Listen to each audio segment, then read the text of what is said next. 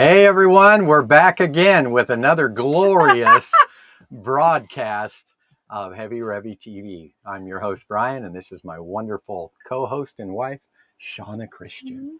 Hello. Anyway, it's good to be back. Sorry we're an hour late. A lot of shift sessions today. A lot of people needing some transmuted memories. It's been amazing. It's been wonderful. We have been just on this whole new uh, plane of experience, this whole new exciting time of new language, new treasures we found from within, and we're gaining new language, and it's just really amazing. So we're really excited tonight to be on. So don't forget to like and share. Tonight we're going to talk about duality and ego from a 3D to 5D perspective, and the difference between the two, so that people can begin to enter into some peace, some rest, cease from their own work, cease from all their methodology to measure up and ascend, and realize why we're in it in a 3D world, what it's actually producing. Is the ego evil? Do we really need it? And do we have it in a 5D?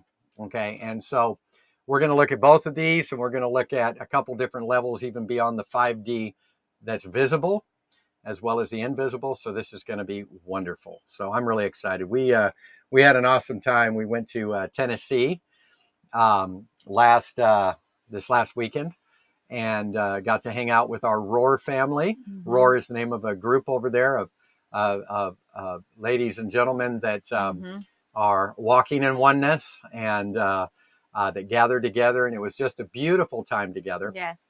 And we got to meet this couple, Mike and Gail.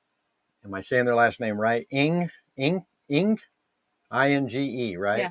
And they're on my Facebook now. So I encourage you, if you haven't yet connected with them, I did share one of their posts saying connect with these guys. Please feel free to connect. A wonderful couple, just got an RV, is starting to travel all over the nation, and has come out of the Charismania Pentecostal and has come into oneness, inclusion. And so it's really amazing to meet fellow starseeds out there that are grasping reality from a 5D. And so we're really excited to connect with them and do some traveling with them as we're on the road together. Yes. So this is really wonderful. We will eventually have a live video with the Ing family. Probably not saying it right. I call them the Ing family. But anyway, they're amazing. So don't forget to reach out to them and say hi and see what they're all about. Tonight we were sitting here and we're thinking, we talk so much about consciousness and stuff. What can we talk about that will stir people up and adjust them and all of that? And so we decided to talk about duality and ego from a 3D to a 5D, and the difference between the two, so we can see the contrast, understand the process and the purpose, and enter into a place of the goodness of God. Yes. And the place of unlimited bliss and continual union of grace. Amen. And so it's good to see you, Danielle and Julie, and all those that have just come on. I know our time has changed a little bit, and so people are like, hey, you were supposed to be on at 5. I'm like, sorry about that. I was helping people heal and didn't want to rush the process, so I figure you can always hear me talk. We'll just move it an hour ahead. Good to see you, Natalie. Bless you. And so today we're going to talk a little bit about duality and ego from a 3D to a 5D perspective. I think most of us here, at least those that have been on my Facebook, have heard me talk about duality. And we've also heard many people say duality is bad or it's evil, and it's not seen by the Spirit, and it's not from God, and that we just need to kill that ego. And if we kill the ego, then we'll be, spirit. But ultimately, the ego is the seat of your personality. Now, if it's manifesting as an interruption to your true identity, it's because it's unrenewed. It's the unrenewed parts of your mind that has created a conclusion of who you are, who you're not, and it's a twisted version. And ego and duality tend to go hand in hand. And so for those of you that might not understand, and this might be your first time hearing this, let me give you a little, I'll back up a few steps. Yeah.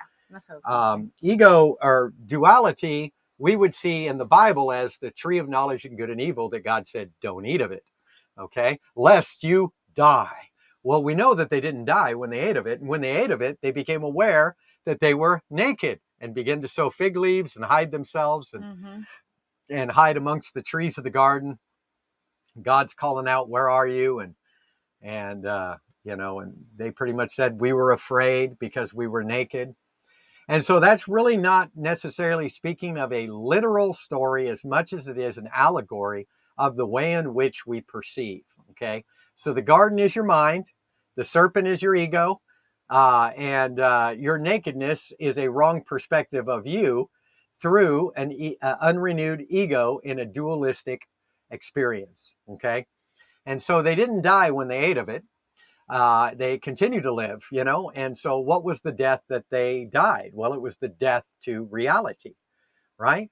And so we read in the New Testament that the carnal mind is death, okay? And so the carnal mind being death is not, oh, I've been carnally minded for a week, now I'm going to physically die. Carnal mindedness is the way in which you perceive your life. If when hard times happen in your life, contradictions come, and what comes out of you is, I'm never going to get free from this. This is the end. I'm hopeless. I quit. This is terrible. This is evil. This is the devil. Well, you're living in an unrenewed ego, looking through the lens of duality. And duality is not a space or a place on planet Earth. It's not the atmosphere of planet Earth. Duality is the lens of ego that has forgotten who they are. Okay. So one flows out of the other. So we're experiencing a dualistic world through our double-mindedness, through a mind that believes it's naked and is living in fear and shame because we have wrongly interpreted who we are. Okay. Right. Of course, we know religion does that as well. Anything you'd like to add to that, honey? Yeah, sure. Yeah, flow. And another way of saying it, it's just, duality is anytime we're really trying to judge something as good or bad. God, especially this, I know that I did this for a very long time. God, this is God. Oh, this is not God because it doesn't feel good. Oh, this is God because it's easy. Oh, this is not God because it's hard. Anytime we're trying to label something, to categorize it for our ego's sake, for our, for ourselves to somehow put a stamp on something, it's we get stuck in duality. Yes. And so, that's what I wanted to say. See, that's beautiful. Whether it's larger, smaller, faster, slower, right, success, failure, these are all dualistic responses that come out of the conclusion of our own nakedness. Now, the nakedness, when Adam and Eve were naked, it's not really referring to physically naked there. It's referring to the fact that before they ate of duality, they were aware of the kingdom within. They were aware of the spirit within. They went within. And when they begin to entertain going without through eating of duality and ego, they begin to focus their proof of spirituality outwardly rather than inwardly. Well, thank you, John and Annabelle. My wife loves my hair too. Thank you. And, and so their nakedness had to do with shifting the focus from living your life from within compared to living your life without. Now, how do we do that? What does that look like? So I'll give a quick definition here. Jesus said the kingdom doesn't come by observation. The kingdom is within you. And many are saying, when shall it come? And he said, some will come and say, here it is, there it is, don't follow after it. So basically what Jesus was saying is you cannot discern your life, your destiny, or any of that based on what's happening around you in and of itself, as though it's some outward reality trying to poke at you or trying to praise you or hire you or fire you or whatever, because that type of lifestyle is constantly in up and down fluctuation, right? But the inward had to do with the way in which we're able to read between the lines of what's going on externally as a reflection of what is happening within you. Okay. And so this enables us to view our external life as an allegory of the plain speech of the inner life of who you are. And so everything comes, whether it's success or confrontation, to test where you're at in your ability to perceive through the lens you carry. And when the ego is in full swing, it is self-protected, it is dominant, it wants to be in control. And so what happens there is we have an epiphany and we have a revelation, right? How many of us have done this? Where we get this awesome revelation. We said, man, my ego is dead. I've dealt with the ego. I'm done. I've crossed over. I've arrived, right? And we have this whole thought process of what God just showed us, what's going to happen. Right. And, a few months go by and all the opposite stuff is happening and we're doubting and we're freaking out and we're claiming and we're trying to stand on it. That's how you can tell you're still operating in a 3D version of ego in a place of duality, okay? Because when you're truly free, there is nothing you have to hope for, try to believe in, try to grasp, try to obtain, try to claim. You just don't have to do it no more because you're living in a knowing of reality. Completely different, okay? And so when you come to the fulfillment of a promise of what you previously encountered and defined, have you ever noticed that when things are established in your life that are promises fulfilled, they don't really look like any of the things we thought they'd look like when we concluded on what we encountered? And that reveals how much the ego is involved with trying to take up the face of spirituality and try to pretend it's the answer of your spirit or of your true essence or higher self. The ego will mimic and will try to be God's voice in that sense. Kind of like, did God really say you shall not eat of this tree? If you eat of it, don't you know that you'll be like God? And so all of these little justifications come in with ego and through ego, okay? And so ego can invade into spiritual reality, and it does a lot of the time. I mean, hey, look at charismania. There's plenty of ego in a lot of the exaltation of men on platforms, gifts of the spirit.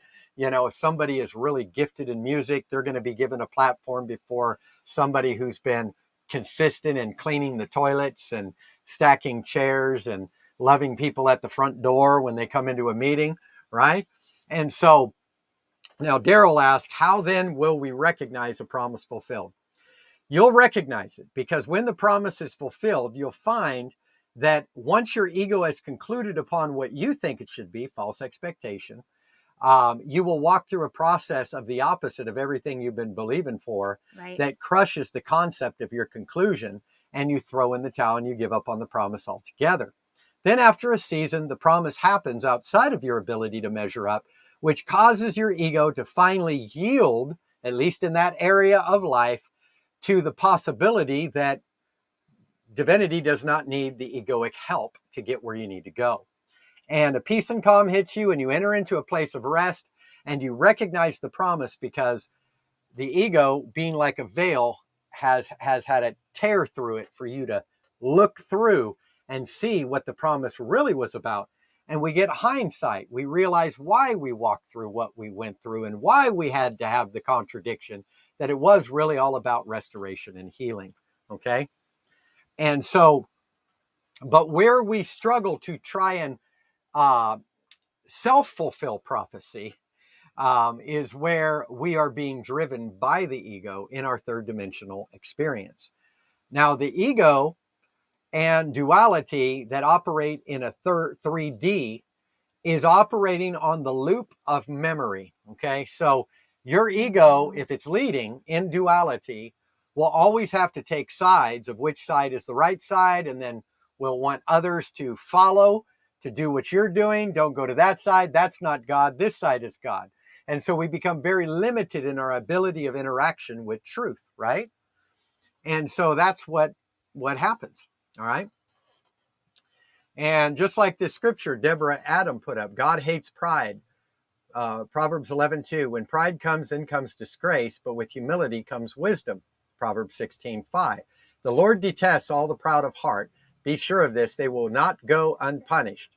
Proverbs 16:18, pride goes before destruction, a haughty spirit before a fall. Now, let me translate that into the nature of God, because on the surface, God looks really bad in the writing of some of these scriptures. He looks kind of like a narcissist. Love you 1 minute, but if you don't measure up, he's going to punish you. But that's not what this is saying, is it? It's actually saying that who you truly are does not like to conform to the ego mindset. So there's this internal battle going on, okay? And when we enter that ego place, we what? We end up betraying ourselves at levels, and we feel this sense of disgrace, which is really the removal of grace, right? We're not operating in grace, we're operating in disgrace, okay? And we are striving to measure up, okay? And in our striving, what happens is all the things that we once desired in our pride, all of a sudden we begin to lose that desire as we are being processed, okay? And as we are being processed, all right, God, by the way, does not detest anybody, just so you know. He doesn't detest any person.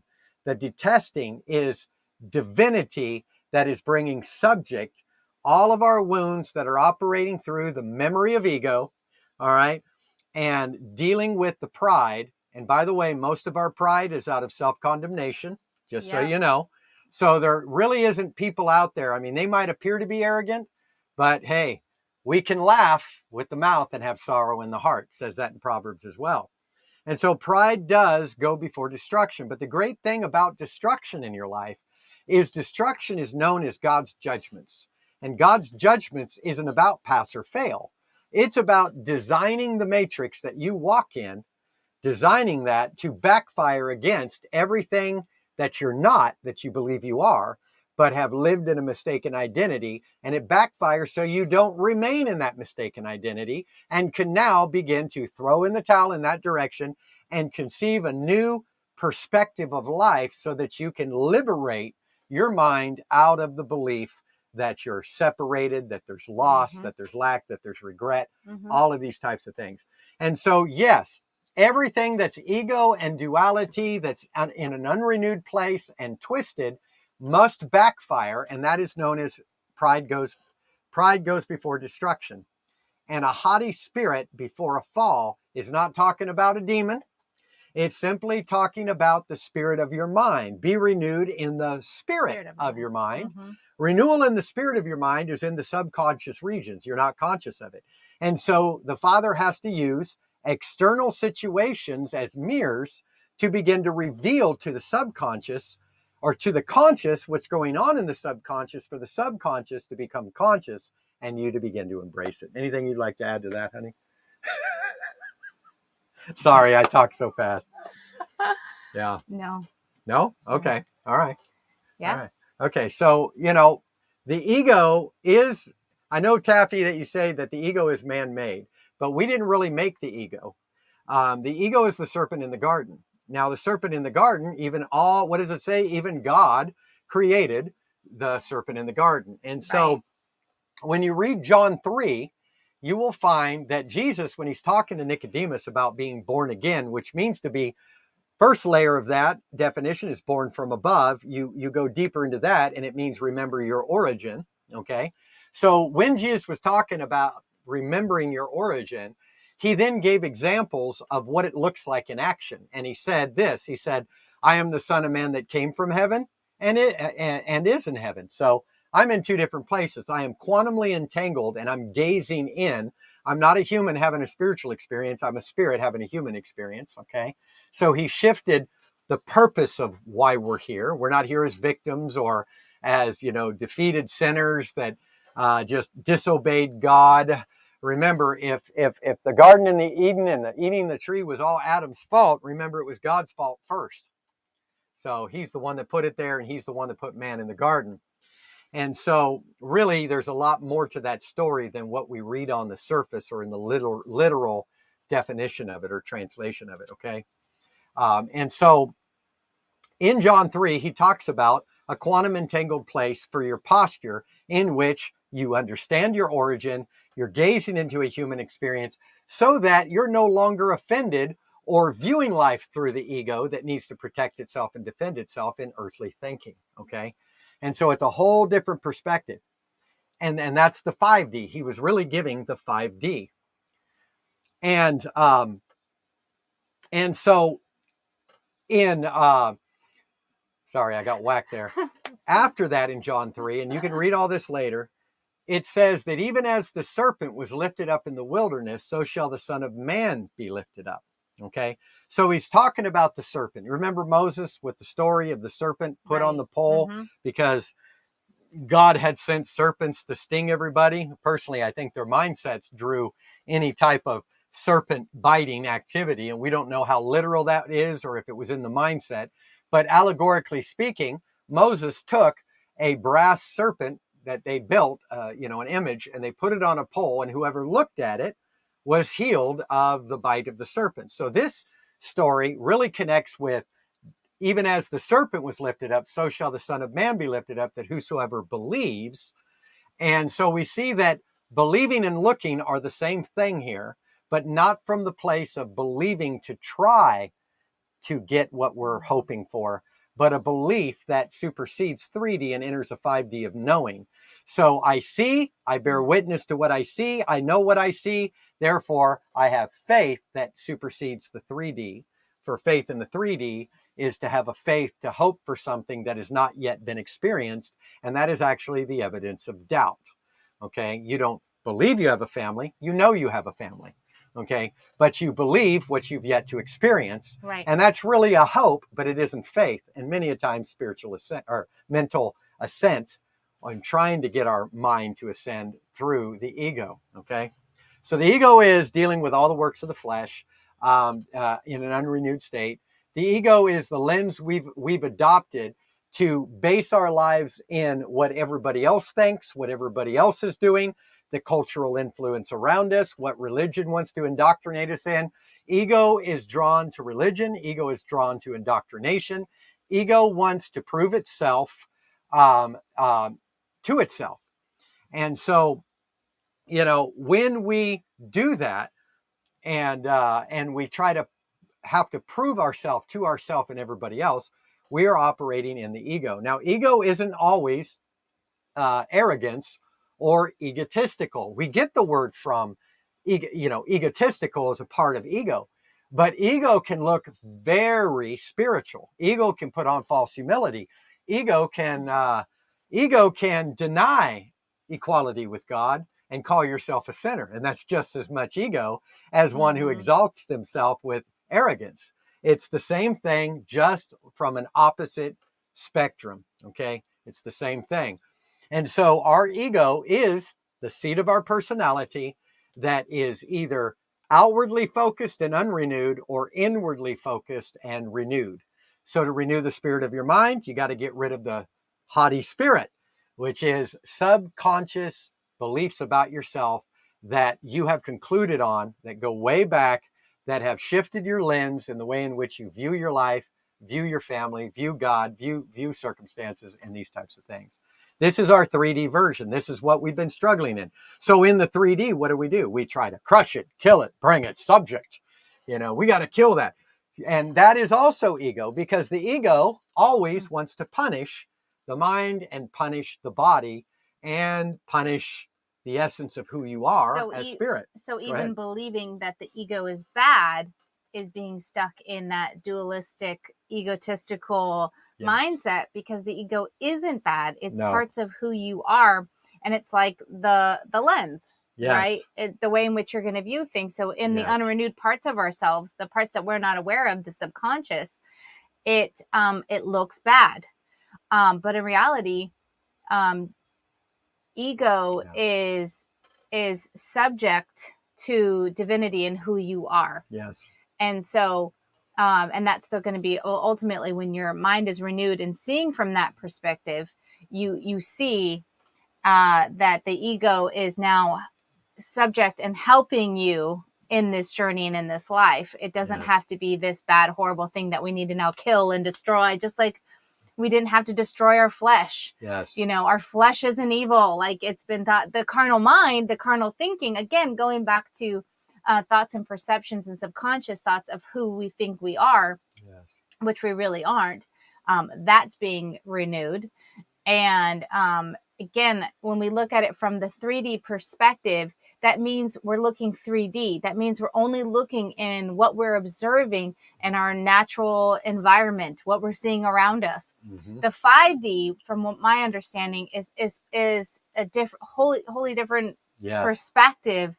And it for me, to simply say that would be seeing it from the Father's perspective, seeing it from God's sight, seeing it from your higher self. Yeah, seeing it from your higher self. That's right. And so in that case, you can look down and you can see everything that is going on, that you're experiencing, and not have to conclude on this is good or this is bad. It just is. It just is. And so when we can get to that place of just seeing what is, and allowing ourselves to embrace it all. I think we've done a video on that where we just talk about that, where you're learning to just embrace it all. Yes. Not being victims, but facing even those parts of ourselves that are being surfaced that we don't like or we hate, or our ego or control or all these other things, pride. Ultimately, we need to love ourselves, not hate even pride. Yes. Because when you love yourself, pride just falls off. Yes. And true humility comes in. Mm-hmm. We don't have to try to be humble. We don't have to try to do anything. We are learning to let it all unveil. And I think Julie had a question earlier talking about why would a person believe for that which already has? And again, I think that from like what you were talking about, the difference between put that up there real quick. The difference between, I wanted to go back to that because that was a really good question. That going back to, I think, what we talked about when you talked about belief and knowing. So knowing the difference. So belief is we're believing for something that we cannot naturally see. We're still claiming what we've yet to actually acknowledge as truth. Yes. I'm believing for this. But sometimes people say, I'm believing for this, but they're really kind of like, oh, I don't know if I really believe or not. But it's a difference between I know, like Brian said. It's just mental assent trying to claim something out of your ego. Is I know that he's my husband. Yeah. I don't believe that he's my husband. Yeah. I know that he's my husband. See, for her to try to believe that I'm her husband would mean that she has this fear of losing me, this fear of separation, and she really hasn't opened her heart to know me yet. And so she's at a distance pretending to know me by believing in me. Right. You know? And so again, don't mix up some of the faith that's mentioned in scriptures as this, but this is many a times the first level of faith that we enter into. It's called mental assent. All right. And that's where we start out. People, we look around, we go, okay, I don't fit in. We join a church. We go, okay, how do I fit? I got to learn the language. I'll keep doing what they're doing. And then we convince ourselves that it's true because we don't want to face the possibility it's not. And so we allow our ego to rule us in that area. So ego is more involved than you think. Now in the 3D, it seems to backfire and cause backfires, and it needs to cause backfires, or you would remain in that state of slumber and not actually waking up to who you are. So you're saying we need duality? We do need duality. Duality is not evil. Duality is the ability to contrast. So duality in a 3D, we could say good and evil. We could say bigger, shorter, smaller, faster, or slower, faster, all of that. Okay. But there's also the divine masculine and feminine that are one, but manifest as giving and receiving. Okay. So you can't be a giver, an authentic giver, unless you're a receiver. Okay. So you ever be somebody, have you ever been somebody out of your ego where you've always been trying to gain the blessing by your obedience of giving? And how many times were you struggling where you came up short wondering, well, I did this, I did this, I did this. How come God didn't come through? Or how come this person didn't reciprocate? You know, and we get offended at people that weren't thankful for how we helped them. That's all ego. Okay. Sowing and reaping, 3D. It's a 3D place. We reap what we sow. It's always about doing something to get something. And when we're dealing with ego and memory in that dualistic realm of the 3D, we are only looping memories. So we're not living in the present. We're not living in a present tense revelation. We're living in a past tense conclusion that is deceiving us into believing that we're actually, standing and claiming the truth presently without egoic influence. But it is all the ego to live out of repeated memory, because memory is where we try to believe something. We try to believe so we don't have to face. Right. We try to believe so we can justify. Okay. When you step into 5D, 5D no longer operates in the realm of thought. See, the realm of thought in the 3D is known as the worlds framed by the word of God. That's what it says in Hebrews. The worlds framed by the word of God is your world that is framed by the thought of God as you. And so you are the thought of God that is actually emanating, creating a structure known as matter. And duality will also entangle you into time. So you have that which is the thought as matter, that which is a memory, that the memory back here of the conclusion of delay now puts me in a situation in the present where I've got to hurry and protect myself from delay. So you're constantly watching your back, you're constantly in survival mode, and you're constantly, in flight or fight. That's just how it is. Are you getting whacked, honey? I'm getting so whacked. I was seeing you as a cartoon. Yes, when you start to go into this quantum realm, yeah, you look like the Flash. And I was like thinking you're about to stand up and just start running into start vibrating through stuff. Oh my God. Yeah. Well, I'm glad. I guess looking like the Flash is pretty good. All right. Exactly. And as Jackie just said here, we need both. And she's already letting out my secret here. We need both because both are needed for power. Negative and positive brings the power. And that's exactly where we're going. Your blood isn't just pumped through your veins because of lung power to breathe in and breathe out, or because your heart is pushing it all the way through in and of itself.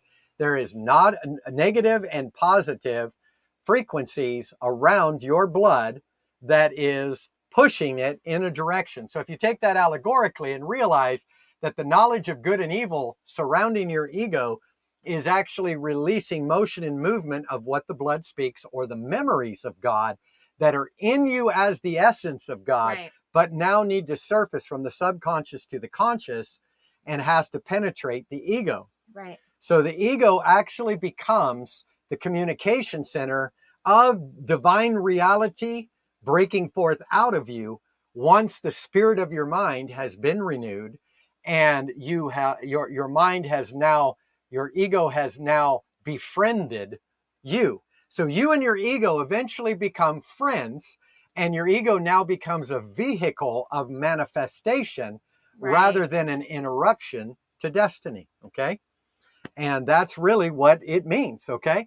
And so your ego, Adam and Eve had an ego in the garden because it's not an external garden. This is an internal garden in the midst of the masculinity and femininity of one spirit that's choosing to eat of duality, choosing to listen to an ego, choosing to walk through seasons of opposites, and choosing to then what? Wake up from the dream. All right. Waking up from the dream is so vitally important. Wake up, Neo. Waking up from the dream. Yes. All right. So you got to understand that 5D is not God on a throne up in the clouds. It's not God in even visible form. It's not God, Jesus, and the Holy Spirit sitting up there like, who was it? Darth Vader and Yoda and who's the other guy? Ben. Ben, Obi-Wan Kenobi, sitting in the clouds waving at Luke, and he's the one looking, going, hi. It's really not like that. A lot of what we've learned, which has a level of truth, is not about a pursuit of truth. It's about a pursuit of embrace. And so a lot of our truths we exchange with one another that have become doctrines only became doctrines because they fell short in bonding relationally. See, the whole goal of those was to bond relationally. Right. Okay. See, your ego will see all kinds of things. Your ego is known as earthly wisdom. Earthly wisdom is known as the demonic.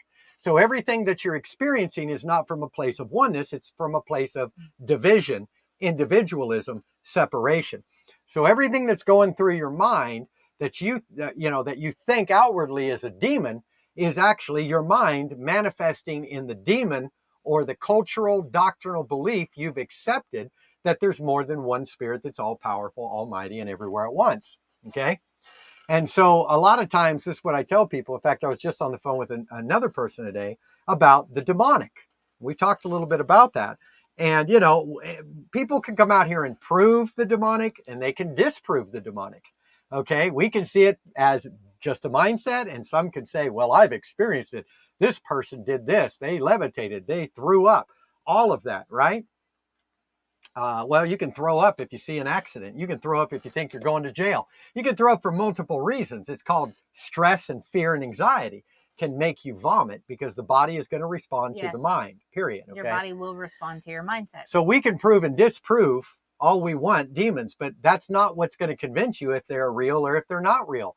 The place you want to go if you struggle with if demons are real or not real is to go to the place of the way in which you perceive the Father. Because if you perceive that the Father has not been there for you, or God fell short in his promise towards you, or he left you in a situation and didn't protect you, and that's your experience, guess what doctrine you're going to grab hold of? Well, it has to be a demon. Otherwise, I have to face the fact that God doesn't measure up to my expectation. And the only reason he doesn't measure up is because we don't understand the purpose of what we're walking through and why. And so it really comes down to a twisted image of God. And the more twisted it is, the more demons we experience. Right. In Psalms, he says, to the pure, I appear as pure. But to the twisted of mind, I appear as a torturer. So we'll see that God is saying, I am what you believe about you. I am either God or I'm Satan. Right. Okay. And it really makes me think of when I was going through a really, really hard season. And I remember hearing God say, you can only stand on my character and my nature. Yes. And that means one thing. But my limited understanding of his character and nature and my own understanding was, I'm looking at this situation externally and it doesn't look like you're powerful. It does not look like you're good. It doesn't look like you are even care, which was my own perception of me. Yes. And so as God is saying, you can't stand on what you're seeing or not seeing. Yep. You can only stand on the character and the nature of God. That's right. And so again, I was just thinking about that. Which is your true essence. Right. Yes. Which is who you truly are, who he is, oneness. All of this. There isn't even a he. Yes. Yes. There isn't a he, there isn't a she, but we use this verbiage to bond, to relate, to reflect, to express, not to conclude. No. And it was so good for me to really look past my external circumstances as, again, getting that kind of helped me get out of duality. Because if we just judge what we're seeing outwardly as good or bad or God or not God, we are limiting the reality of, I don't know. We're just limiting realities. Yes. Well, we're mistaking illusion for reality is what we're doing. Right. So the whole illusion here, and I know some people say, well, the physical realm is a whole illusion. Yes, it is. It's a projection of thought in the form of matter. But we also created the video game and the simulation to journey through it under specific circumstances, laws, and process that we agreed to. So it's not even about us trying to ascend out of it. Right. It's about the fact that duality and ego is the steps of ascension. Okay, you're going to walk through that. You're not going to bypass the process of experience that's allowing relatability. Okay, and so good to see you, Anthony. I know, I love that. Enlightenment at its finest. You radiant, bright, shining bobs. We're the very life. That's right, brother. Shaka laka bam bam. Let me go. I want to answer Julie's question. Yes. How did I do that? I stopped compartmentalizing my life. Yep. And I had to, and I'm still doing, I think it's a constant practice, but it does get easier. I try to tell people it does get easier, I promise. But in that really, really tough season that I was in, I concluded on if God loves me, it needs to look like this. If I am loved, and this is not just with God, this is with people too. Yes. If I am loved, You're going to treat me this way. You're going to do this, and you're going to give me this, Yes. and I'm going to feel this, and then all these wonderful things. But I don't know about you guys, but it never worked out for me. Yeah. Never. So therefore, I just continued to believe I wasn't loved. Yep. And that's not true. And so I stopped. I had to kind of like strip away a lot of that stuff and simply embrace everything as it is. Yes. So whether I felt love or not, it does not deter my reality as love. Well, your emotional feeling of love does not validate love. No. It doesn't. It's an ego interpretation of love. Right. We don't rely on emotions as our identity. Doesn't mean we repress them. Right. You're honest with it. You're honest with it. Again, this was my honesty with learning to be honest with myself. Well, okay, if I'm so loved, how come I don't feel it? And then I started to realize, oh, I'm not feeling loved because it doesn't look like this, like this, like this, and like this. Yeah. But it doesn't take away just because I'm not seeing it with my 3D, external environment of what love I think should look like. Yep. It doesn't take away from the reality of who I am as love. That's right. And so that's kind of the journey and the purpose. And it's not performance. You're not making yourself or forcing yourself to believe things. I'm not, I didn't do any of all that. I just let it all be as it is. And I even allowed myself to feel what I was feeling in my own emotions. Yes. I didn't try to fix them. And I think we have to kind of get out of that habit of trying to fix ourselves or fix others. Nobody needs to be fixed. It's all an unveiling. Yes. And if we learn to embrace everyone and everything as they truly are, then we will stop trying to get somewhere and just learn to love right where we are. Yep. And I think that's kind of the releasing of the power of ego, because ego is trying to control everything, looking in through the eyes of duality. But ultimately, you have ultimate control and power, and it comes from rest. It comes from love. It stems from all of that, not from fear and lack and loss and I got to do something to be something, all of this other stuff that it's all trying to come out of. But if we can learn to be honest with ourselves in this place of, okay, why do I feel like I need to do something? Why do I feel like I need to fix something? Yes. Why does that thing that he does bother me so much? Oh, because I feel like I need to fix him. Yeah. False responsibility, false expectations. Yeah, it's kind of hard to fix me, isn't it? That's where a lot of stuff comes from. I resist that process. Well, I think everyone does. Yeah. If somebody's trying to fix me, then I don't know about you, I'm going to resist it. Yeah, because that's saying their identity their label they placed on you is there's something wrong with you and you're broken. Right. But so I think for me to go from 3D to even 5D or beyond all the Ds, whatever, I think it's really just been to remove yourself from this, even though we're in 3D, who we are, ultimately, our higher self, our spirit is not limited to this dimension. We're not limited to time. The dimension is a perception, not a reality. Right. And so if we take that on as this is just a perception, it isn't reality. It can help you to not need to control it or resist things that are coming and going, and let it all just be. And letting it be is not que sera, sera. That's not what I'm talking about. Even if you're processing, it's all intentional. Yeah, so let's go back and be honest with ourselves with our own intentions. Yes. Why ego is at an intentional level, right? And so is spirit, and so when you think about the ego, see, loving yourself, when it says you got to love your neighbor as yourself, loving yourself in that context is not talking about your spirit, because who you are in your true essence is love. There's nothing to add or take away from that. You are complete, all right, lacking nothing. Mm-hmm. But it is your ego that has to be loved, okay? Mm-hmm. And the ego has not been loved. We were born into the program of culture, into the dysfunctionality of family and parents, and we took on that program in which we're only loved if we get a good report card, if we measure up, if we're seen and not heard, if we don't talk back. And so it was all based on do's and don'ts of performance, okay?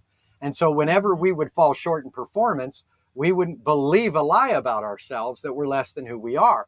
That's where the ego turned on you. That's where your own ego turned on you to self-sabotage, punish yourself, and not be able to believe the best for you. Okay. Mm-hmm. And so we walk through these processes, but eventually we come full circle in which the very things that wounded us in the beginning, we go through another repeat where we expect to be like annihilated, like this is the last wound. And that last wound begins to heal all of them because it strips the ego of its ability to measure up. Once we throw in the towel there, once we strive till we can't strive no more. So I encourage you, strive till you can't strive no more.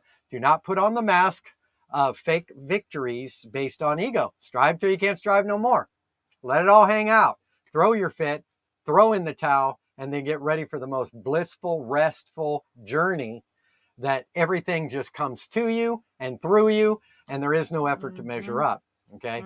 And so Julie says, how do we do that with heavy decisions we face in a 3D world? Well, one important thing is don't put false responsibility on yourself and don't have a conclusion of what it's supposed to look like in the delivery of decisions. That's a really important one right there. You know, when we transition to 5D, and by the way, you can be in 3D and 5D at the same time. Part of your mind is crossed over, but maybe you got situations in your life that are still backfiring and you're still struggling. That's okay. Right. We don't get renewed in our mind all at once, okay? And so the renewal of the mind is the opening of the eyes of the ego to put it up on the pole. Remember, the serpent has to be put up on the pole. What does that mean? The serpent has to be taken from an earthly, demonically focused, death-focused mentality into a heavenly perspective. That's the heavenly perspective there. That is your counterpart human platform of manifesting spiritual mystery and revelation that's gushing out of who you are as spirit. On one side, your spirit slowed down to visibility, and that's really in the 5D. We realized that there was no separation. We realized that duality was simply the platform used to lift the veils, to prove goodness, faithfulness, and grace, to put us in situations where there's no way ego can deliver itself. And in that place, when we experience freedom and we survive it, we realize we can relax and we don't have to protect ourselves anymore. I know in my life, part of my ego believed that expected the worst, that no matter how hard I would try or how hard I would, believe God or sacrifice or obey, that, I would expect God to bless me, but there's a part of me that says, yeah, we'll see how long that lasts before it's all taken away. Or expecting hand-me-downs or secondhand blessings, or, I get the leftovers. Everybody else is blessed and blessed. I got to walk through hell, sacrifice for everybody, and all I get is a peanut. Yeah, I bet a bunch of people relate to that. Like, look at Jennifer. Yeah. Oh, yeah. We know these things, right? We experience it. Well, that is the ego's perspective of your journey. Yes. But when you go 5D, you're like, me and my ego are good friends now. I love my ego now, and my ego loves to manifest who I am as spirit. So that part is renewed. I mean, how much of Jesus' life, look at the life of Jesus. When we see Jesus as a sinless, perfect man, what is that sinlessness and perfection based on? His performance or based on nature and the way divinity views life? It was based on how divinity viewed. It was based on how his Father saw him. Right. He said, I only do that which is pleasing to the Father. And there was plenty of things Jesus did that was in his flesh. Let's be honest, cursing a fig tree because it wasn't bearing fruit. It's the time and season it ain't bearing fruit. A lot of people want to turn that into some prophecy over Israel. It has nothing to do with that. It had to do with the fact that he overcame in the wilderness. He sacrificed. He didn't turn the stone into bread. He overcame and accepted his sonship rather than questioning it, if you're the Son of God, which was his ego, not a devil, not an external devil, but an ego, okay? We got to read the context of these things, all right? Not in Western culture, American version, but in the original, Hebrew and the original language and culture that led up to Roman and Greek cultures that influenced them with the superstitions of demons and so on and so forth. Isn't there a scripture that goes along with making peace with your enemies? Oh yeah, yeah. It says it talks about make peace with your enemies while you're on the way, lest they take you to court. And then it says, when a man's ways please the Lord, he will make even his enemies to be at peace with him. Right. And I think that's if the ego is the enemy or the enemy of who we really are, you're making peace with it. Yes. You're loving your enemies. You're loving your enemies and making peace with it. That means loving that part of yourself that you don't feel is even worthy of love. Yes. So again, that's beautiful. That's good. Not hating your ego, your enemy, the adversary. Yeah. You know, loving your enemies, loving yourself, loving those parts of you that you even concluded that isn't worthy of love. Well, Colossians 1:21 says that we were alienated and enemies in our minds through wicked works. Right. So it's not that wicked works alienated us from God. It's that the belief that we were alienated with a wrong perception of God made us feel separated, in which we lived out wicked works. So we only do negative things because we believed wrongly. We believe wrong about ourselves. You are perfect. You are complete. You are holy. You are sinless. And when I say that, it doesn't mean that you don't screw up. What it means is sin is not your identity or your nature. It is the journey of unveiling the mind. And in that midst of that mind, it's an interaction. So in the 3D, we're always trying to get from point A to point B to arrive, to get out of it. Somebody rapture me. Can I go to heaven? How do I get out of this mess? And that's the ego saying, get me out of here. But the ego's in the oven on purpose, okay? And so it's being cooked up to be a sweet smelling savor of Christ in the Father's nostrils, right?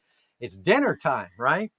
And so when you, in your ego, recognize that you are pleasing based on the essence of who you are as spirit, and that you're totally received, guess what happens to your ego? It's no longer your enemy.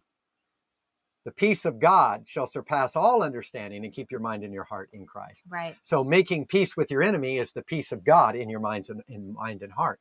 Okay, it's you coming to grips with you loving you. When you transition from this world, you're going to stand before the judgments of God. Not with a gavel. We're not talking the judgment seat like you're messed up. Okay, it says in Corinthians 5, 2 Corinthians 5, it says that the judgment seat of God is where we are in each other's consciences, where we're commending each other's consciences. So this has to do with the way in which we perceive through the ego. So the ego in the unrenewed state, it wants to fight, wants to battle, wants to condemn, wants to do all that. But once it enters love, it's no longer your enemy. Your head has been anointed with oil. Your cup runs over. You've prepared a table in the presence of your enemies, plurality of enemies, all the different parts of the mind, all the different sides of you. All the different facets. All the different facets of you. Yes. Okay? Yeah. And so to love our enemies is to love our ego. We got to start there, because how are you going to love somebody else if you can't love your own ego? And you know what? We hear the concept of loving yourself. But we think it's, only the things that we have deemed lovable. Yes. It's easy to love things that we've deemed lovable. Is it easy to love the parts of you that you feel like you have failed, you've messed up, continue to mess up, continue to fail and all of that stuff? Can you still love those parts of you? Because I promise you, if you do begin to love those parts of you, you won't mess up. Yes. You won't be continually doing the things that you don't want to do, like Paul says. Yes. Thank you, Deborah, by the way, for putting all these scriptures. This really helps. I love this scripture here. Pursue peace with all men and the sanctification without which no one will see the Lord. That word sanctification or sanctify means set apart. Set apart basically means that you're not in harm's way. You're in the Father's hand. Okay, you've been set apart for a purpose, and everything that you feel you have been cornered in is part of the sanctified process to open your eyes to see God working through every part of your life and everybody that comes into your life, so that it's not this measure up performance-based crap, and you can now pursue peace with all men. There's no chip on your shoulder. There's nothing you need to prove, and you enter a place where you're no longer threatened by where everybody else is at, especially if they're maybe ahead of you in certain areas. Well, that's it.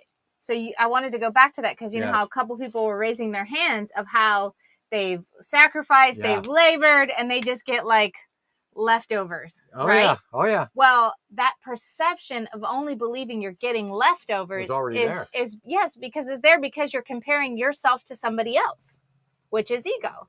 Yep. Right? And guess what? Thank God that you compared yourself to somebody else, because eventually it leads you to loving yourself right where you are, because you're tired of playing that game of comparing. You will cross over. Yes, because if you are comparing yourself to somebody else, you aren't loving you. You aren't loving what you're seeing in that mirror, and therefore looking for something else. But when you see somebody else and seeing, oh man, they're awesome at this, they're great at this, I wish I can do that. If you have that desire to be like that, it is yours.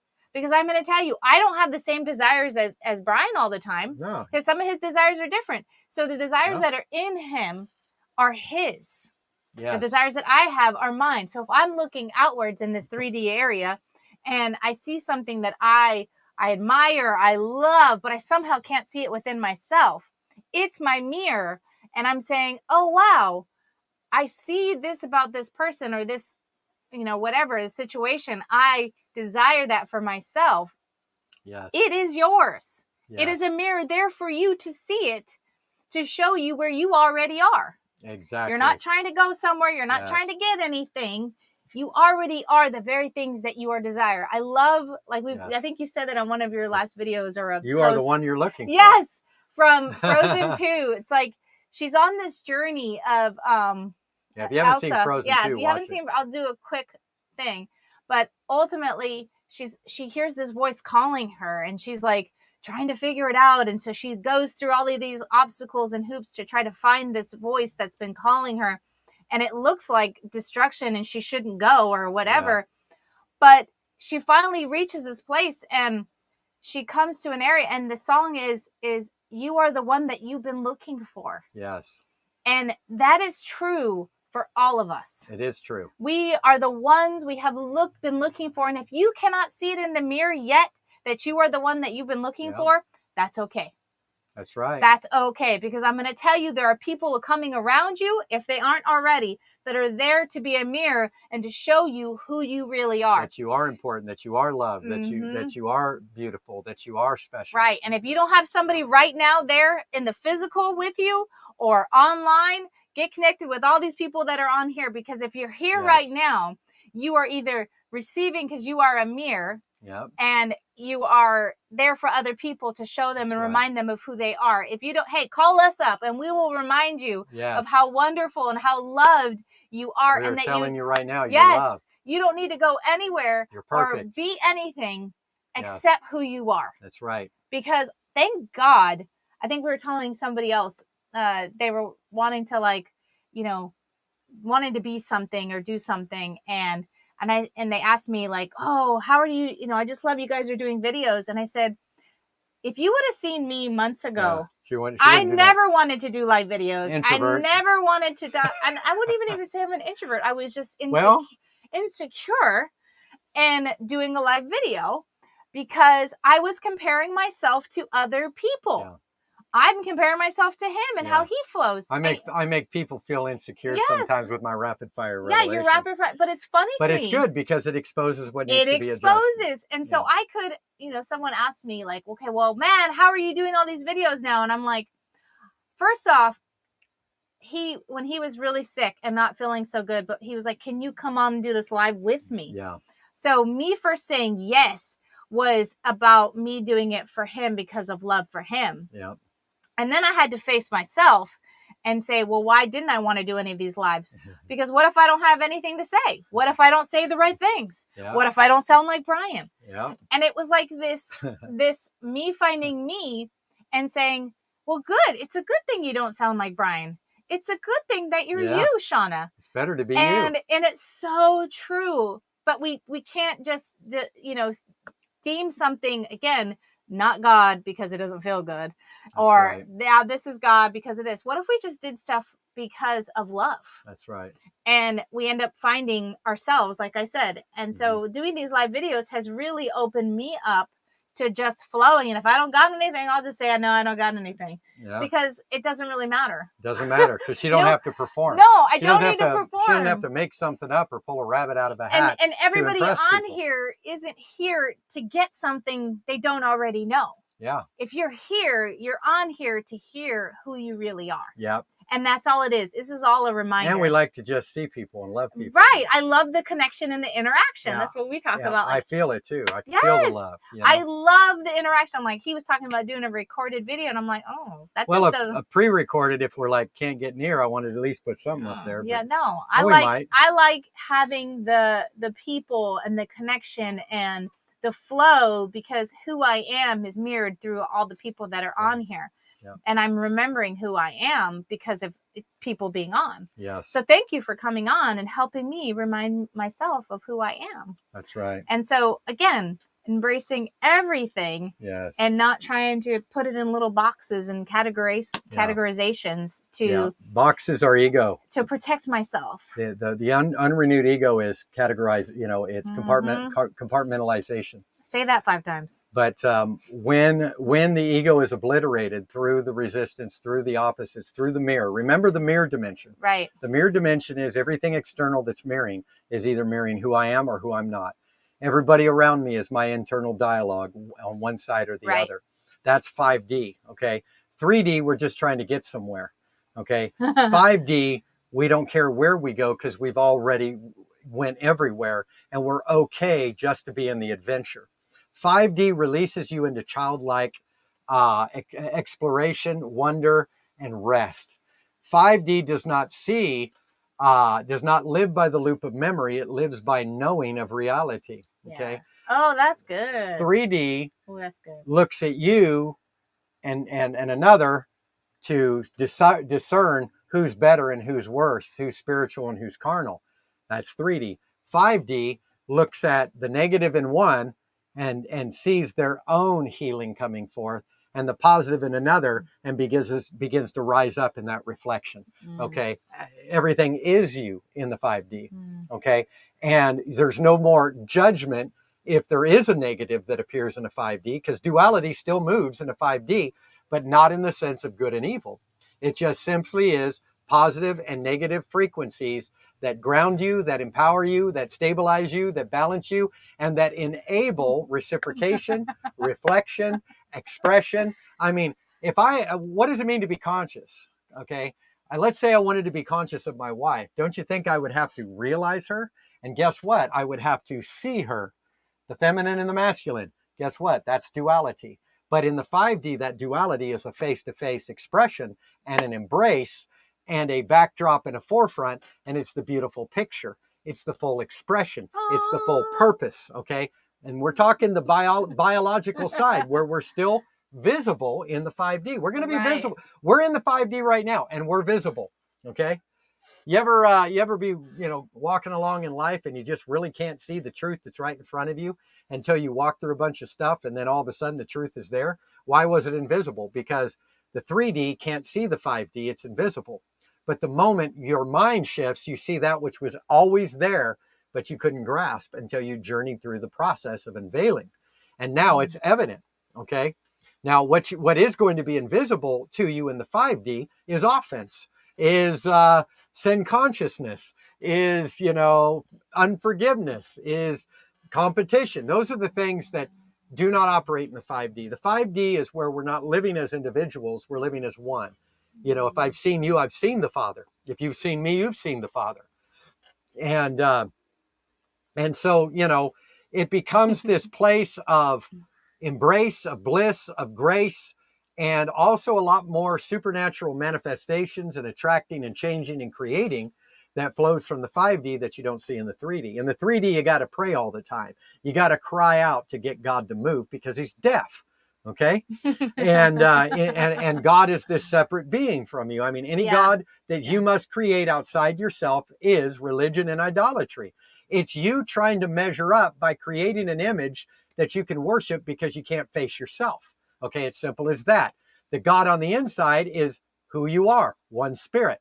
There is no separate God. There's only Holy Spirit, which is spirit of truth, which is you, me, and everybody, whether they're living in truth or not. They might be looking through the lens of their ego, and maybe their ego is still intact to test whether or not your ego has been renewed. And that's also there. There's a divine exchange all the time in which the Father, how many people have you believed we're going to wake up and they just get worse and worse and worse as you're growing, but there's a part of you that's grumbling and they're only worse to show you where you've yet to let go. Okay, so let go. Let go. Much of our individual 3D experience is collective as one in the 5D. That means you'd be really surprised how your thoughts and perceptions of you affect everyone. They affect everyone. And you will get a response. You'll get, if you have rejection, wherever you go and you don't want to let go of that rejection, everywhere you go, you'll be rejected. And it's because the collective consciousness is rejecting your rejection about you and telling you, look, that's not who you are. There's going to be a consequence, because we don't want it to feel good so that you stay in that rejection. We want it to feel bad. And the only thing that hurts, by the way, is the rejection. In other words, the self-rejection is what feels the pain. In the ego, it's not you. Who you are is kicking back in your lazy boy recliner, human experience with a smile and bliss and laughter and enjoying every negative thing that your humanity is walking through. So there's actually no such thing as suffering. The only thing that suffers is the ego that has concluded it is separated. It is less than who it truly is. It is born a sinner. It is not perfect. Now, I said earlier, Jesus was looked at as perfect and sinless, but I didn't finish that statement. So let me finish that real quick. So what does it mean to be perfect and sinless? Well, it says that he was without sin, and then it says, but he was made perfect through suffering. So what that's dealing with is it's dealing with the mindset that cannot receive the full revelation of who they are in divinity, in the Father. Okay. Jesus struggled with this in the wilderness. There were much resistance. Why do you think he needed the Pharisees to attack him? It wasn't just them.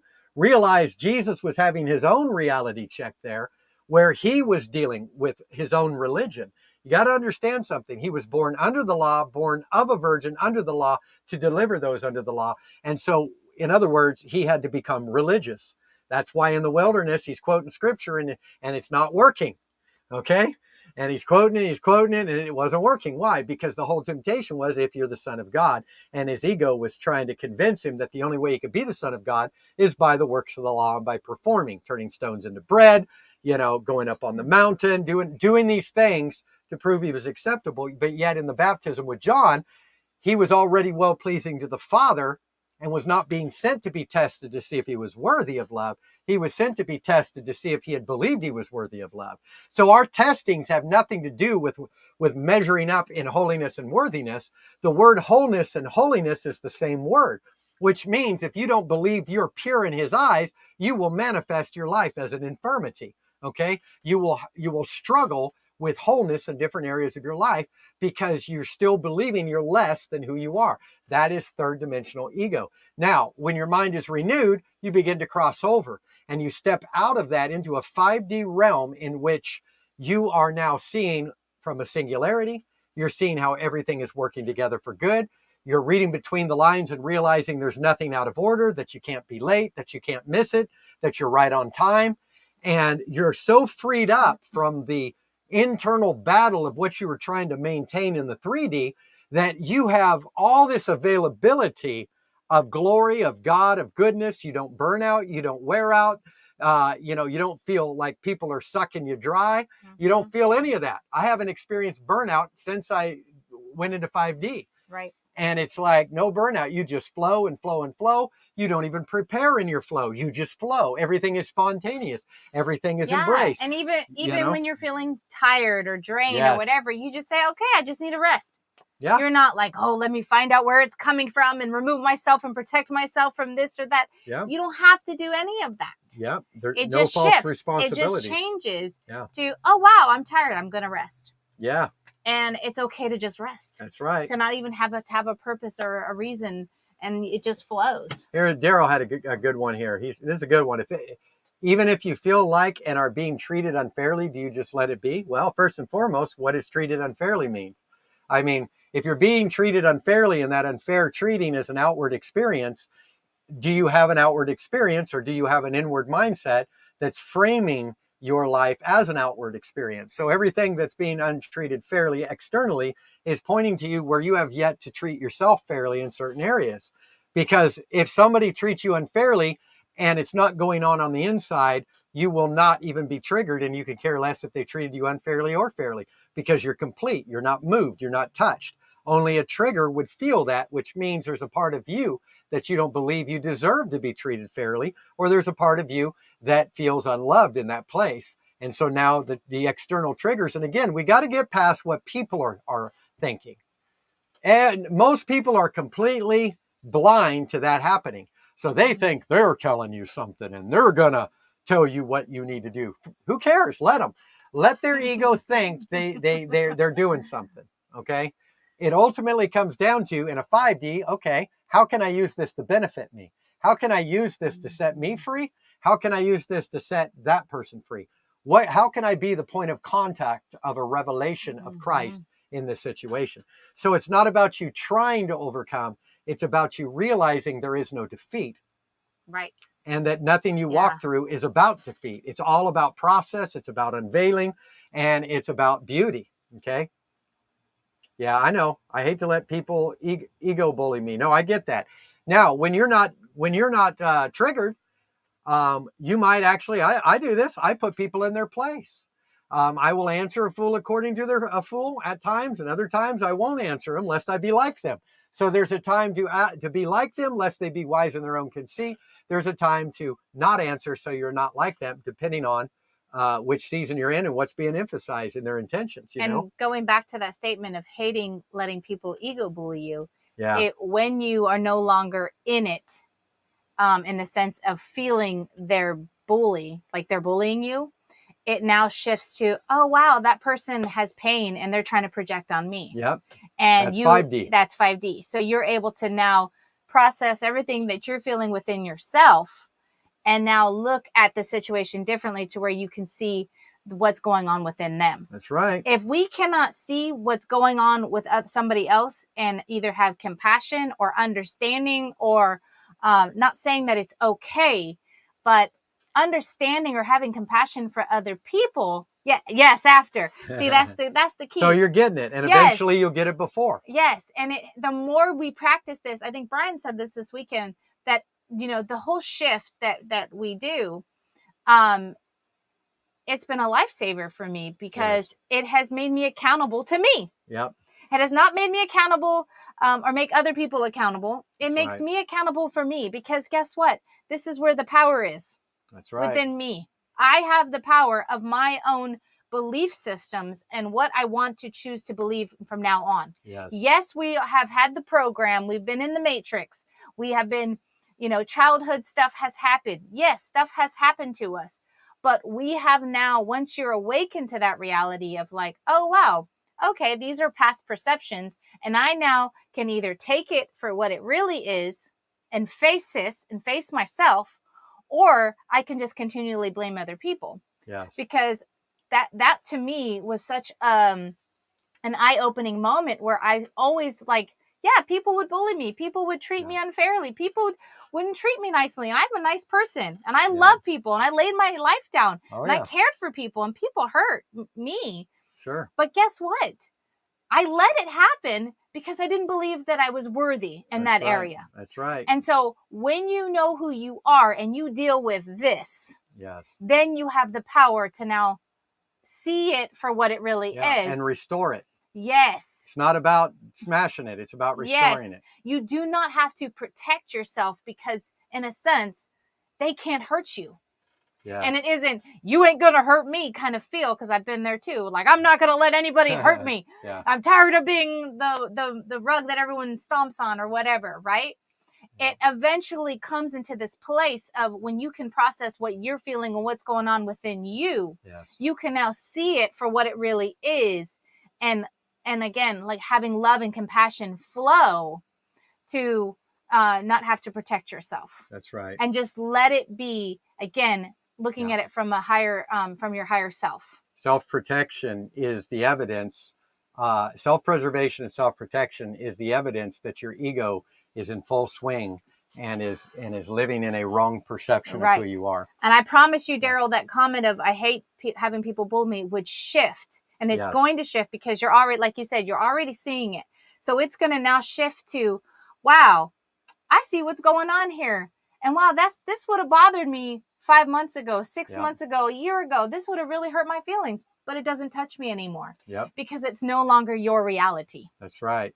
Just like Mike and Gail just said, dividing the night from the day. We need to divide the day and the night from the day. We're not children of the night, but of the day.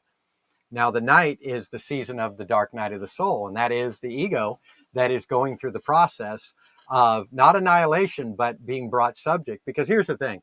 My wife doesn't love me because I'm anointed as a spirit. She also loves the Brian side. She also loves my humanity. How much of religion has despised who we are, but only wanted to receive what we could give them, or some anointing or some gifting or some teaching or some, church authority position. Okay. I was married before, and I would draw people that wanted my anointing, but they didn't want me. Shauna wanted me, and I was made whole in my ego. See, so when we get out of the religious mumbo jumbo of fighting over who's more anointed and clinging to who's more anointed, and just simply love the person and think that, you know what, this person is important, who they are is important, they wouldn't be here, their diversity is needed. We need each other's diversity. We need the expression of one another. We're going to be gathering, we don't have a flyer out, but we're going to get it out the first weekend in May. We're going to be in New York with Jackie Myers, doing a weekend conference, and I'm going to be calling it 5D Revolution. And we're going to be coming into a lot of the 5D. We're going to be manifesting it. We're going to be activating in it. We're going to have tons of fellowship and glory and all of that. And what's crazy about this, if you haven't been to one of these gatherings, when you come in, you don't walk on eggshells wondering if anybody's going to judge you, especially if you're new there. You walk in and immediately open up saying, I made it home. And everybody is loving you. Everybody is celebrating you. You have the freedom to be you. And everybody just begins to blossom and bloom in that atmosphere. And that's what we're all about. And that's where the people that come together are all about. And so we're going to be getting together in New York, and it's going to be on the rural side, Buffalo area, Chautauqua area, first weekend in May. So keep that in mind. If you're in Canada, you need to come on down, and literally. And we're going to have all kinds of cool surprises over there for people. And it's going to be limited amounts of people, because when we have these gatherings, we use 2 or 3 houses, and then we gather in a big one, and everybody lives together as community. And so you don't want to miss that out, or miss out on that. Okay. Well, I thought this was pretty good. You think we hit a lot today? All right. And so we just appreciate you guys. Oh, here's one more. Let's answer this last one here. Oh, is there another one up there? No, I just like what Mike had to say. Oh, what Mike said. He said, that's good. Nick came to JC at night. The night was looking for the day, because God had divided them in the beginning. So becoming one with your duality is night absorbing into day. Now that's powerful. I got to put that up there for the YouTubers to see that. Nick meaning Nicodemus. Yep. Nicodemus came to Jesus Christ at night. The night was looking for the day, because God had divided them in the beginning. So becoming one with your duality is night absorbing into day. That is so powerful. That is so Reminds good. me of Psalms 139. Light and darkness are the same to him, and light and darkness become the same to you. In other words, you'll find that in your 3D, it is a painful process of trying to escape the dark and get into the light. But when you enter 5D, you realize that your dark seasons were some of the greatest blessings for you when it comes to your ability to now see and to discern truth in life. And so it is just really, really amazing. That's true. And then there was another one here. Julie's question. Julie said, isn't there a difference between emotions and the physical and how you deal with it? Emotions are going to focus on the physical. Emotions flow through the mind and through the 5 senses. In the 3D, emotions are an up and down experience of everything's good, everything's not good. So we then base our 5 senses on the external world when we're living out of egoic perspective in an unrenewed state in the 3D. And from that, our emotions entangle themselves in everything, and can many a times be mistaken as discernment. And so people will live their life based out of reaction and based out of feeling. And so they're constantly chasing their tail. In the 5D, your five senses of emotion, that in which emotion is experienced and felt, goes inward and becomes reality places of spiritual motion. So now you don't look to see if what you're experiencing is truth. You look and realize the knowing of truth. You know, you don't listen to hear to make sure you're not deceived. You listen and realize you are the one hearing you, coming to you, and that you're already complete and secured and equipped to follow the instructions of what is being heard. Okay? The way I see it is emotions are not, they're not reality. No, emotions are not they your are reality. Simply, the way I like to see it is I always see it as emotions are kind of like a flag waving in the wind for us to see. Mm-hmm. It's to let us know where we have concluded on something. Yes. And it's to let us know what we think about this situation. Yes. So again, it's all about reflecting on self to align self. Yes. And so when an emotion comes up, it's to show you what you've concluded. Yep. So, oh, this feels bad. I feel icky. I feel rejected. I feel all these different emotions that may come up. Just because you feel rejection, that's not your reality. You are never rejected. If somebody quote unquote rejects you, that is simply them rejecting themselves. Yes. But if you take it on as your reality, then it's something in you that you believe about you. Yes. And so it isn't, again, it's not your reality. It's a flag waving to let you know what you've where concluded. You need to align with reality. Yes. You know, something that you've concluded. So yes, we don't go by emotions, but use them. Yes. Because if you're feeling emotions, we're human beings. We're going to feel emotions all the time. Yes. Use them. Yes. And again, 3D, you're looking externally. Where's the problem? What do I need to fix? Blah, blah, blah, blah, blah. 5D, you see it for what it is. Embrace everything. Yes. Sorry. Including my ears. Brace everything and receive it to help you, again, see reality for what it is, for who you really are and what's really going on in the situation. Now, I know that Julie's question was also tinging on the physical, the body. Okay, the body manifests what the mind believes. So if the mind believes there's something wrong with you, is living in fear, expecting the worst, the body will manifest sickness and disease. Sickness and disease do not operate in the 5D. They operate in the 3D based on memory of conclusion, cultural influence, religious influence, influence of the external world that's really the internal. So to heal the breach is to go from 3D to 5D, from going from the external to the internal, and that's a healing of the breach. That's bringing it full circle to what it actually is. Okay. And so, it really is powerful that everything is placed around you, in you, and through you to show you how to align, how to, let go instead of how to perform. We've got it backwards. Oh, I got to get out of this situation. Why? Why do you got to get out of the situation? Because you're afraid. The moment you listen to that fear and get out of that situation, you've just secured fear as part of your new identity. Okay. Mm-hmm. That will now strengthen the ego to resist you. But in the 5D, your ego is simply a platform to manifest glory. Okay. Right now, everything you're experiencing from us is our ego that we have learned to love, and it's loving us, that's manifesting this ability to converse and revelate at a level that hits the heart and creates atmosphere. That is a manifestor. My emotions are now subject to the 5D. And so now I'm not just giving you an emotional high, I'm releasing spiritual motion and acceleration through what I would normally feel in the 3D. That's now simply the reality of the essence of movement and frequency in the 5D. So all of this is connected. We will hopefully go into more detail. In fact, I know in May, when we're in New York, we're going to be doing a whole bunch of flowing on this. Shauna and I are going to be tag teaming together. And we are just so excited. It's been a while. We got to flow a little bit in Tennessee, but before that, face to face was October, all the way back. It's the longest we've not been face to face with people. So we are really excited. Yes. And we just want to say thank you guys. I've been seeing all of these comments of just love, and we just love you guys. Our hearts burn for you.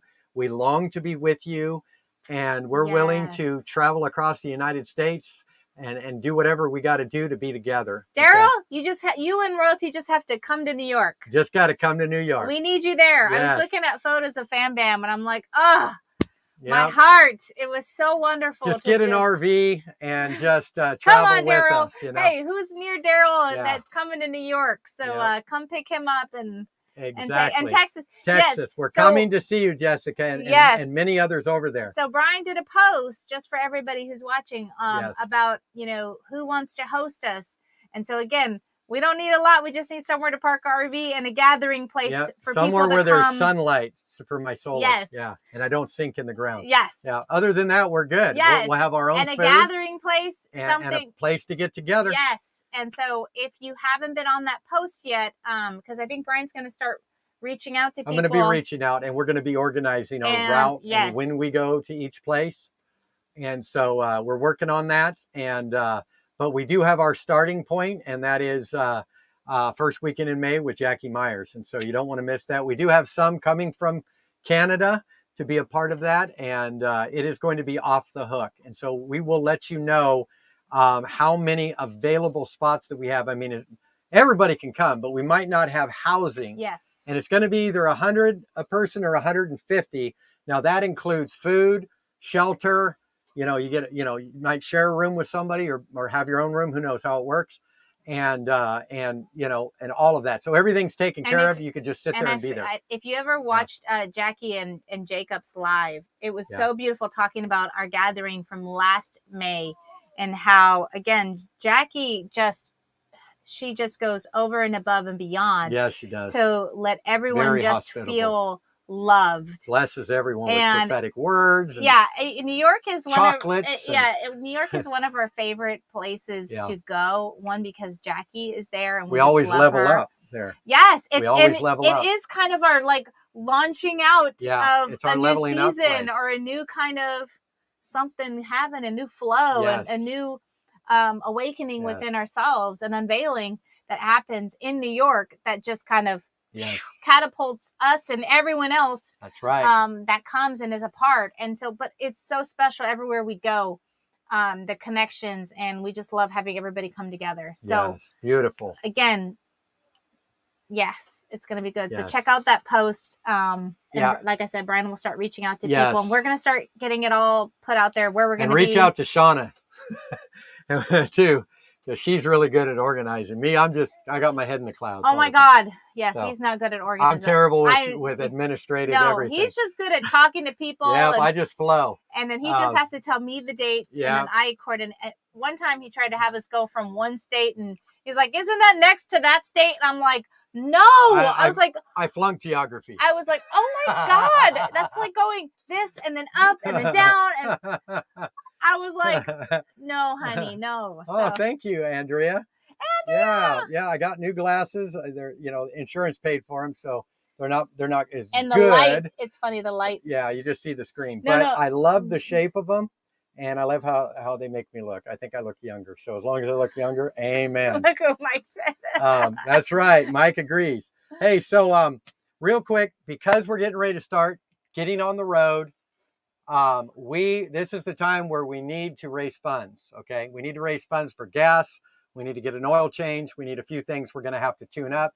I need new starter batteries, and we need to be able to get on the road. Our average cost is about $8,000 to $12,000 a year, just in gas to get where we need to go. We don't take up offerings to get us anywhere. We come to your location and we just take up a love offering for those that are there. So we're not charging you an arm and a leg for hotels, flights, food, rental cars. So it's really low cost for us to come to you. But we need everybody on Facebook and YouTube to pitch in to help us get to the people, so that we're not putting a burden on one person here or one group here, but everybody pitching in. So please go to the website. There's also a link on Facebook that you can give, so that we can start accumulating some funds to get onto the road. Right now at this moment, where we're at, we would not be able to go anywhere. Now, thankfully, we're reaching out now and preparing. So at the first weekend in May is when we are taking off and starting our travels around the nation and up to Canada to bring this 5D revolution realm and break open what's been recently activated in us that I believe is going to be very potent for you. It's a very potent and manifested realm that we are carrying right now. And I mean, I got goosebumps on my goosebumps. I'm telling you. It's potent. It's potent, okay? It's an overdose of the Holy Ghost, okay? It's good stuff.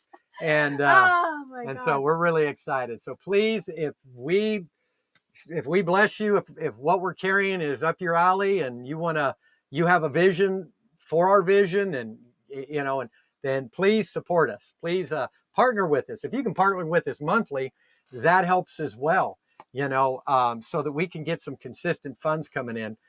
We really dropped when we parked, and it's been a struggle, but we've survived. We survived sitting here for what, 7 months? Has it been 7 months now?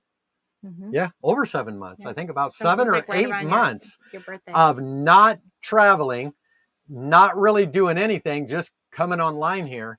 And we have supernaturally. We are definitely survived. Looking forward to seeing people face to face. Yes. Because that's where we are reminded. And Mike, we shared about you and Gail in the beginning of this. So yes, everyone, that's Mike and Gail that we were talking about. Mike and Gail, I'm gonna put their name up there. Yes. Please say hi to them, reach out to Mike and Gail, and friend them. They are fellow RVers, full inclusion, oneness realm, star seed realm, and we're a part of their team. They're a part of our team. Yes. We believe in them. Yes. We'll be doing some live videos with them. Excuse me, as well. So I got the hiccups. But anyway, we love you guys. Yes. You have a wonderful rest of your evening. On. We love you guys. And we will see you Saturday at 11 a.m. Eastern Standard Time for another glorious look at Heavy Revy TV. Yes. God bless y'all. Love you. See you later. Bye-bye.